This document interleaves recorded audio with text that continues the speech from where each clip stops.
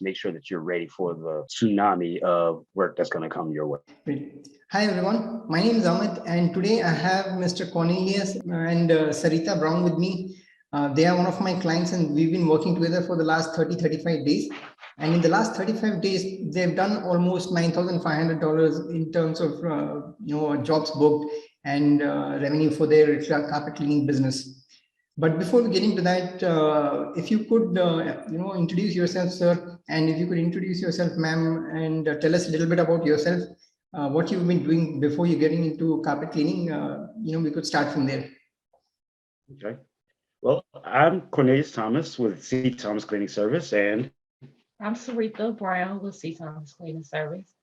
And we both have been running this company for the past, I've been on board for 11 years now. And primarily we were doing house cleaning. But because of the coronavirus, we decided to let the house cleaning go and focus on carpet cleaning. And so this has been a journey for the both of us. yeah. And actually, the company actually started back in 1977 by my father as a carpet cleaning business. And then he started to move in and expand into house cleaning and commercial cleaning. And carpet cleaning kind of took a back seat as just an add-on to janitorial services. And I worked with him ever since I was 4 years old, during the summers or during getting out of school. And off and on. So I went after going to college, I decided I would go into the corporate world, and I stayed there for about 5 years. And my father got sick, and I had to make a decision as to whether I wanted to just let his legacy just go to the wayside, or if I wanted to step in and take over and keep his legacy going. So I decided to do that back in 2005. But even at that point, I still primarily maintained the house cleaning and utilized the carpet cleaning as an add-on service and not as the primary service. But like she said, once the pandemic hit, it was like, okay, we have to make a shift because all of the house cleaning customers are starting to cancel. Understandably, why, not sure who's coming in, if you have Corona or not. So it was like, okay, the best way we could still get in there and not have to touch anyone's property is to primarily focus on flooring. So that's where we were. And like I said, that was last year when we decided to really focus on carpet cleaning. Okay. And when you were working in corporate, was someone else running the business? Was your father running the business, or was it not being run at that point of time? Yes, he was running the business when I was in the corporate world, I guess you could call it. Yeah, he was running it. He had helpers and employees that worked for him, but he was still in the field himself. Okay. Heavily. And how large is your business, sir? How many employees or contractors did you have at that point of time? At that point, I think he had as many as, it was somewhere between 10 and 15 employees that he was working with at that time. Yeah. Okay. And did you continue with the janitorial business after the pandemic kind of, the effect of the pandemic had reduced, or were you focusing mainly on carpet cleaning, or do you plan to go only with carpet cleaning? Well, at the time of the pandemic, we were doing a lot of the move in, move out cleanings for our realtors. Okay. And we had I would say about maybe 10 recurring clients that we went to every week or every other week or once a month or when they called. So that it really wasn't something that was really scaled on a major level. It was enough to pay the bills and get back. But we saw that the profitability within the carpet cleaning was really there. So I was like, okay, let's see what we can do with this. Okay. And you also mentioned commercial cleaning and some amount of commercial work. Is that something that you were focusing on earlier, or was it something you got into later on in the business?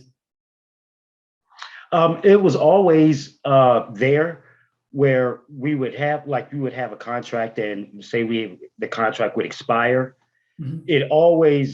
I would never really pursued it, but I guess the business had such a a track record that someone always came and filled in if someone left. Okay. You know, if a client, if we lost a contract because it had expired, it was always someone that was right there that was like, well, can you come give us an estimate, you know, or proposal? So it was always one that was right behind it waiting.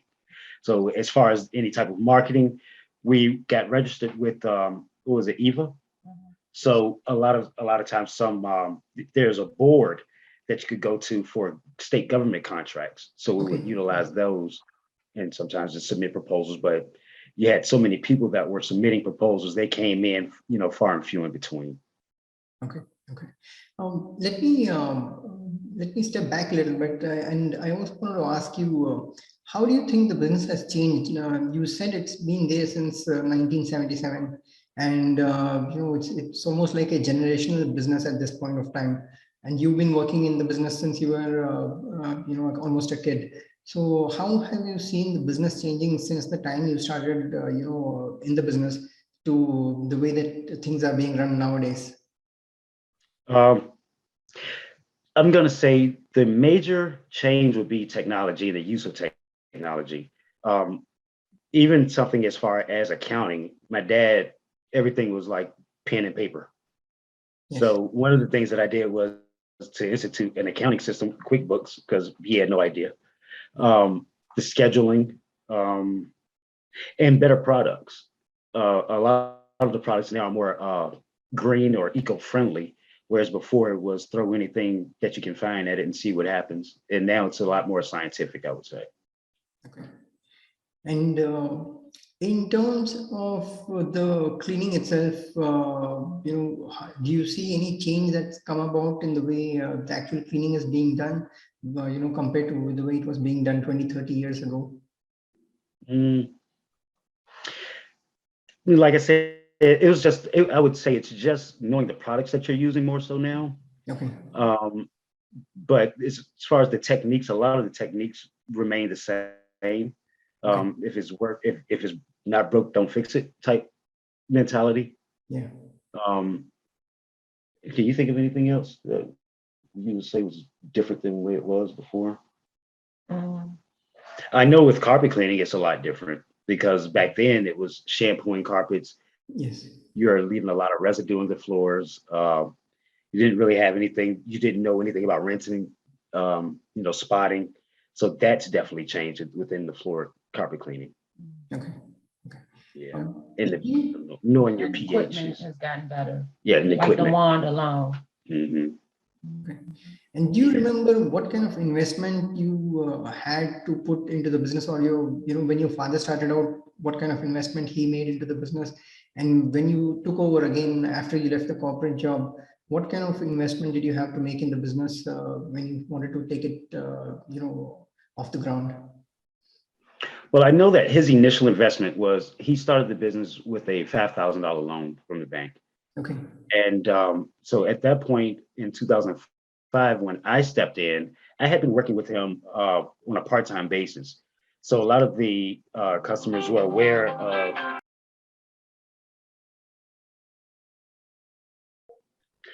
okay, sorry about that. That's okay. Oh, yeah. So I was asking you about the investment that you think you know you made into the business when you took over the business. Yeah. So the investments that I made were primarily in upgrading the equipment. Like I bought my first thing was I bought a new portable that was more powerful.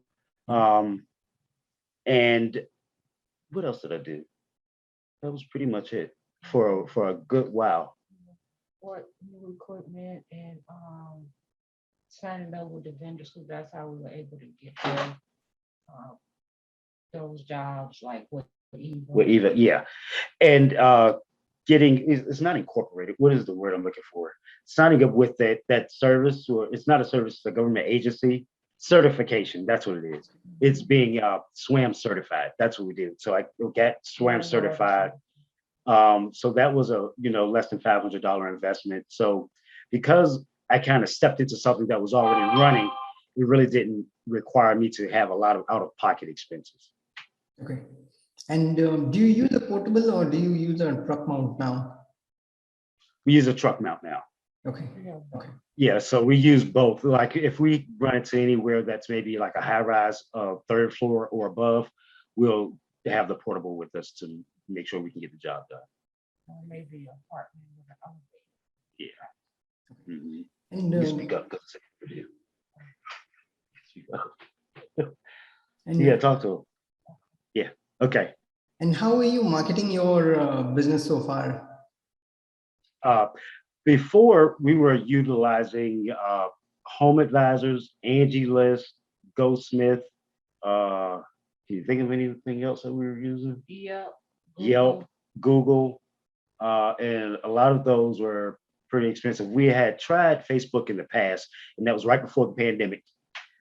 We had been using Facebook for about maybe about 2 months, and then the pandemic hit. And once again, we started getting cancellations, so we weren't sure we're going to be able to maintain the ad spend with not knowing if customers are going to be opening the door for us or not, or calling and canceling ahead of time.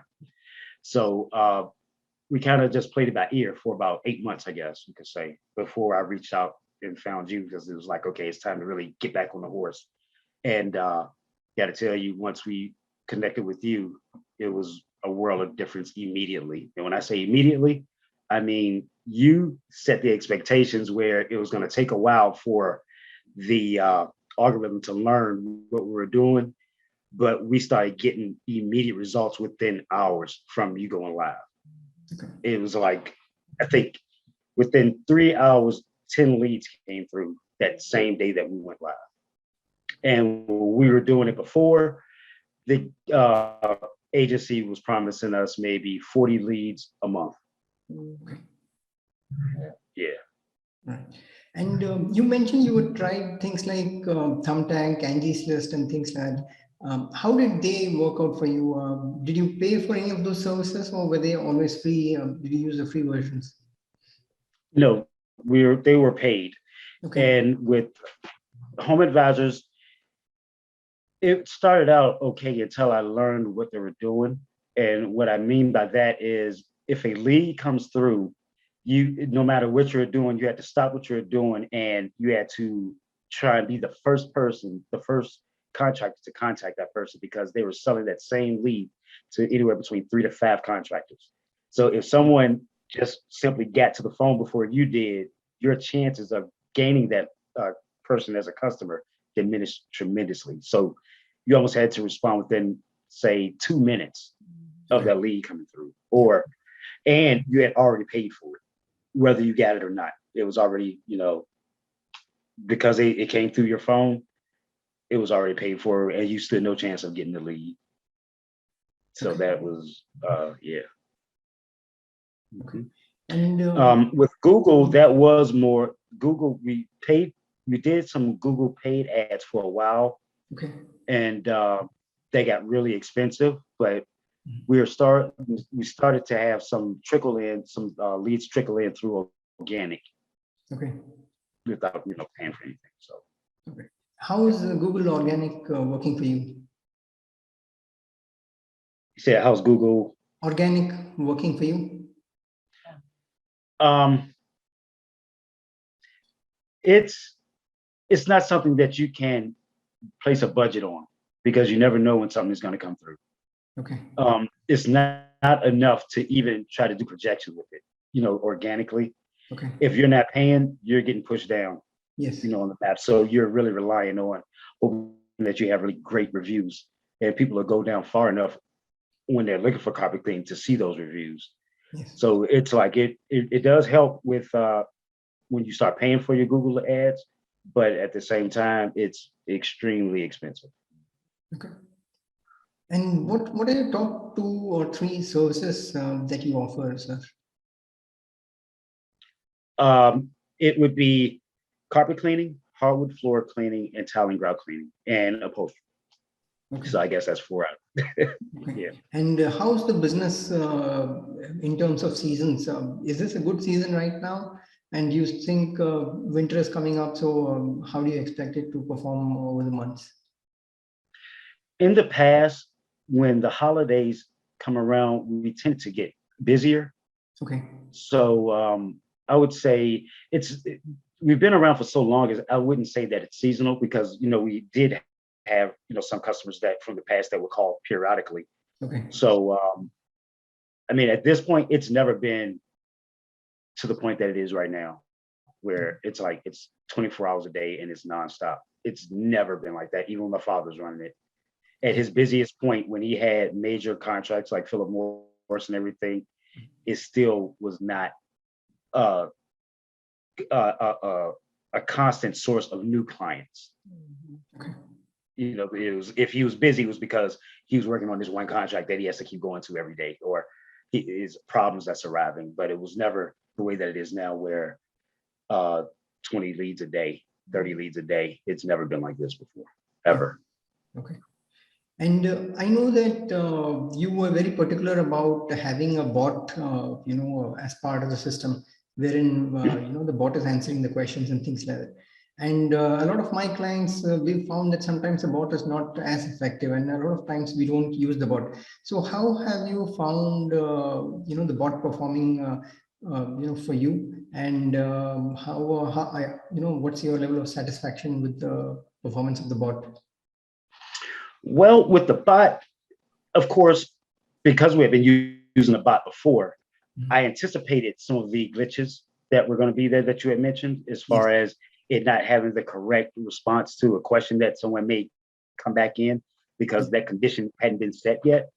But I knew that it wasn't a major concern because as long as someone can eventually jump back in and follow up with the bot and maybe let the customer know that that was a bot, it wasn't a human.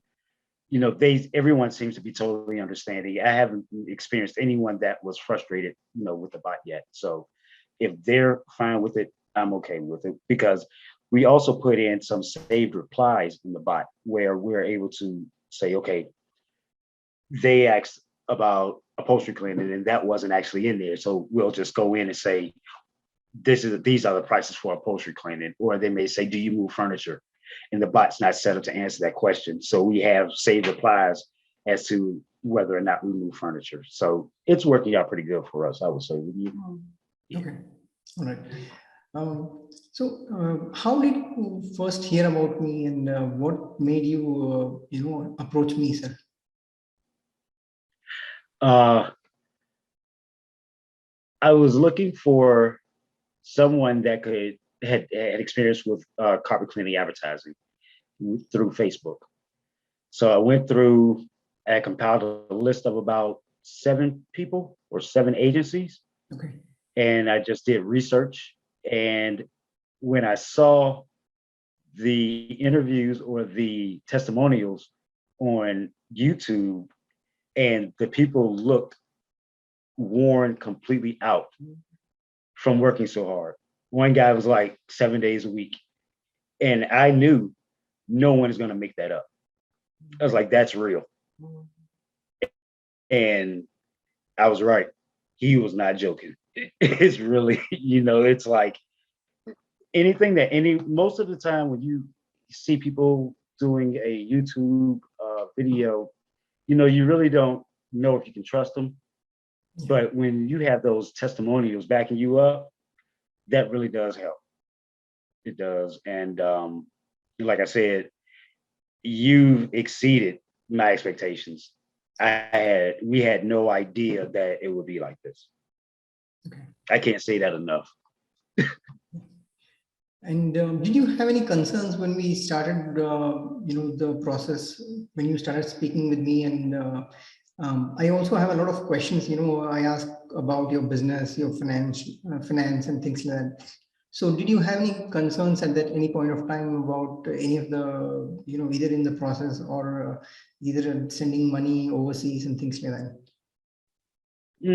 No, I didn't, because I have a general management background.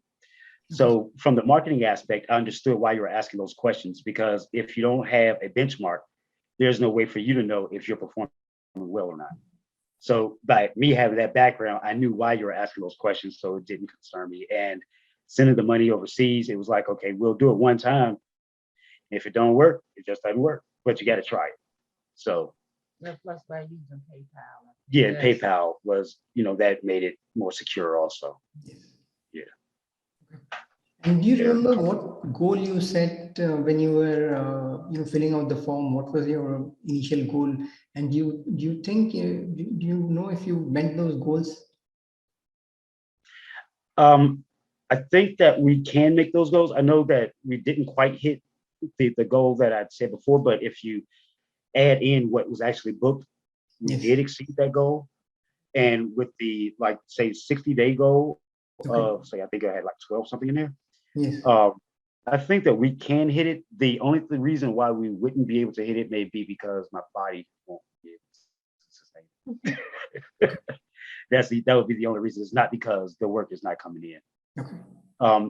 It was something that would help that we had talked about would be maybe tweaking the pricing a little bit to reach those goals also. Like, I would rather do, um, 100 jobs at $200 rather than 200 jobs at 100. So just tweaking the price a little bit should help us reach those goals. Okay. All right. And let's say if there was someone who's considering, working with me, and they are not sure whether or not to go with me, what would be your, advice or suggestion to them? Well, my first question would be to make sure that they're not in my area, because I know whatever you do for them is going to work. So, but my advice to them would be,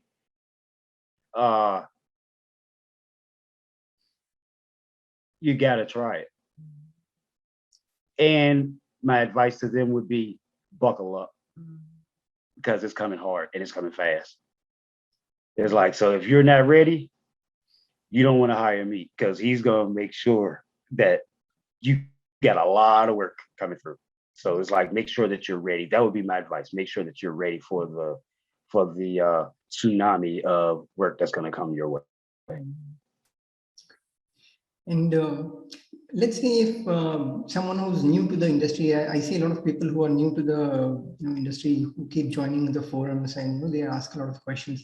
What would be your number one piece of advice to anyone else who's thinking of getting into carpet cleaning or any of the cleaning services? It would be to learn as much about the industry as you possibly can. And you can do that through getting certified. I think it's ICRRC. I think that for the carpet cleaning. Take classes. Never think that you know everything. Always be a student of carpet cleaning and cleaning in general, because things change. Yeah, learn your different chemistries as far as your carpet cleaning. Know your pH balances of the products that you're using. And just overall, always be learning. Because it was easy for me to think that, I know what I'm doing. I've been doing it for this long, ever since I was a kid. But the more I learned, the more I realized I didn't know. And it's like, wow. So yeah, that would be my advice, to continuously learn about it. It's not just pulling a wand across carpet. It's learning the chemistry, learning what type of carpet it is, and what chemicals you can put on it or not.